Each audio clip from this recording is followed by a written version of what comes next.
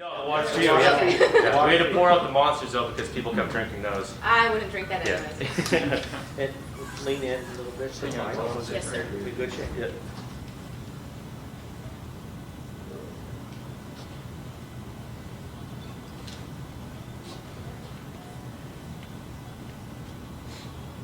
I waiting for you guys? Yes. Hang on one sec. You're the first one, so we just gotta frame it up a little bit. I mean, I wouldn't frame it on me. I'm a little bit shorter in stature. Let me know when you guys are all set. You guys all good? Whenever you want to. Oh, hold on one second. Yeah. Hold on. I'll grab that one. There you go. Yeah. It's on right now. Hold on one second. I'll give you the okay. Recording in progress. All right, we are now being joined by Maria Henderson. We'll begin with a few questions right here in the room. Go ahead, Jose. Congratulations, Maria. Initial thoughts after a very quick performance like that? I'm really excited. That couldn't have gone any better. I really wanted to land that calf kick. We've been practicing that all camp just because I'm not used to fighting southpaws. So that's my only kind of, but it couldn't have gone any better. It really was like jiu-jitsu textbook 101, headlock, hand off the neck, sit back so they can't throw you over, hook in, go to the neck, punch the face, finish choke. Well, you were talking about that calf kick, so you clearly had some sort of game plan coming in. Was that the game plan, or did all of those, everything you just said, kind of present themselves and just took advantage of it in the moment? No, everything that we did was the game plan. Like it was go out, have good pressure, don't be overexcited, especially with the slight size discrepancy. Don't be overzealous in anything to get her holding you. So the plan was to go in there, move, jab, calf kick, beat up her legs, and when the time was there to do the takedown. But we practiced that same body lock. She went to the headlock, and that was perfect for me. And we couldn't really tell in the back, but right out of the gate, did she hit you at all? Was that a slip or something? I did slip. It was more like a good timing on her part. I think it was what my corners were saying. It was more of my kick. I don't know if they're just trying to be nice to me or not, but I would go and wait for the jab. Maybe I didn't sell the jab good enough, and then as I went for the kick, she threw her lead hand. Was it her lead hand? Yeah, I think it was her lead hand, and it did hit me right there. And finally, you and Benson in Media Day said fight week wasn't overly stressful. It was pretty normal being here. But now that it's over, is there anything this week that maybe you didn't expect, or was still just now that the fight's over, you can talk about? Like, no, it really was like pretty ideal for us. I normally join him during fight weeks when I can with our kids. It makes it a little bit harder, but it was really nice to kind of be there with each other. Josh Thompson said it well when he spoke with us before the fight. He's like, you both know what you're doing. You trust him. He trusts you. Like, I know that's not a thing, and that wasn't a thing. Ben trusts me to go in there and get the job done, and I did. And I trust him to do the same thing. So it's not really stressful for either one of us to kind of be here together with each other. It's almost better, you know. You release serotonin, you release oxytocin, being with each other. So. I mean, a quick win like that, Maria, how quickly do you kind of want to get back in there now? Didn't take any damage. Well, if Bellator wants to give me another opportunity, and whatever is presented to us, that's when we'll take it. And did Benson say anything like specific about the performance? Obviously not much to assess, but right afterward. He said that was perfect. Could have done any better. He said it was perfect. He's like, that's exactly what we wanted to do in there. Go in there and finish it.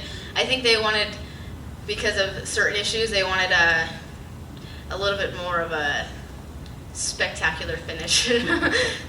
Ben was, one of the coaches was like, don't finish her, just punch her. Another one was like, put her to sleep. So they were going back and forth with each other. I imagine you guys let your kids watch, at least his fights now. Is it different for you, or? They're not here just because I wasn't expecting that stadium to be that full right off the bat, So I didn't want to hear my kids crying if they saw me. They haven't seen me all week, and so if they saw me, they'd be super sad I didn't come to them. And most of my kids don't really like loud sounds, and they're kind of shy. I mean, when they're kind of shy, they'll still punch you, but they don't like a lot of people. So I kept them at home, but they do get to watch. I called them right afterwards, and my oldest son was like, "That was epic!" So, and then the other one ran up and punched the phone. So they got to watch it. All right, congrats, Maria. Thank you. Congrats, Maria, on a spectacular win. Right off the bat, the fans were really excited for you, shouting out, "Let's go, Maria." How did you feel about the reception over here in Phoenix at Bellator 268? It was amazing. I've never experienced that before. I mean, I've done like some jiu-jitsu stuff, like bigger jiu-jitsu stuff, and that was nothing compared to that. That was pretty amazing. People say they feed off the crowd, and you do. That was was really awesome. I loved it. Excuse me. Now that you got the few amateur wins under your belt, any plans on making the transition to pro? It depends what Crouch and Ben say. They're the ones who. I mean, obviously this was a really good performance, but they might want me to get a little bit more experience. And someone asked me yesterday. There's an Arizona. You have to have a certain amount of fights as an amateur, I think. So I'm not really sure how many you have to have. But my first one wasn't even in Arizona, so I don't know. I don't know what the regulations are for that. So we'll have to see what that is and then go from there. Thank you so much. Thank you. Did you find it awkward when you put the choke in that she didn't fight your hands, that she just kind of started flinging her hands back and throwing? That was great for me. I think maybe she thought because of the size discrepancy that maybe she could hit me hard enough to where I would. But my hand was over her shoulder pretty quickly. Like, it was straight through and over her shoulder, and I felt her not doing that, or not defending it. And I wanted to punch her just to make sure she didn't think about it. But once I realized she wasn't even fighting it at all, I was like, I don't need to punch her at all here. This is going to be pretty quick. Nice, thank you. Congrats. Thank you. Appreciate it. All right, we'll take a couple more from the media joining us virtually tonight. Chris, your line is now live. Maria, congratulations, brilliant performance. Thank you. How tough is it maintaining these two careers now? I mean, you're a fledgling MMA fighter, which means you're training, you're working, you're doing all that. You're also a mother of 3 kids. You're 4 kids. You have a husband here. You run the house. You grew everything here. So how tough is it literally making sure that one doesn't suffer because the other 2 jobs are going, yeah, we need your attention 24/7, and there is no sleep. You know better than anybody. Yeah. You never sleep. You're just always just like awake and running, rampant. It is very, very, very hard. It's exhausting. Some days it's so mentally exhausting to do all of it.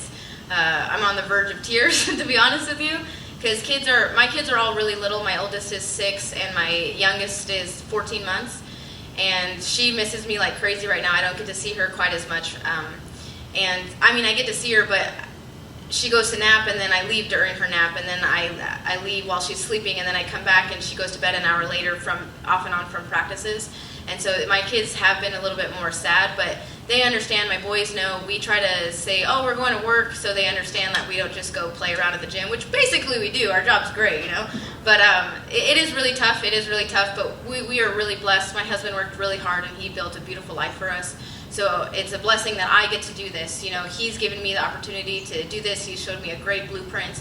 Our kids get to come with us to work. I have an amazing husband who will take the time to watch my kids so I can go, our kids, so I can go do this.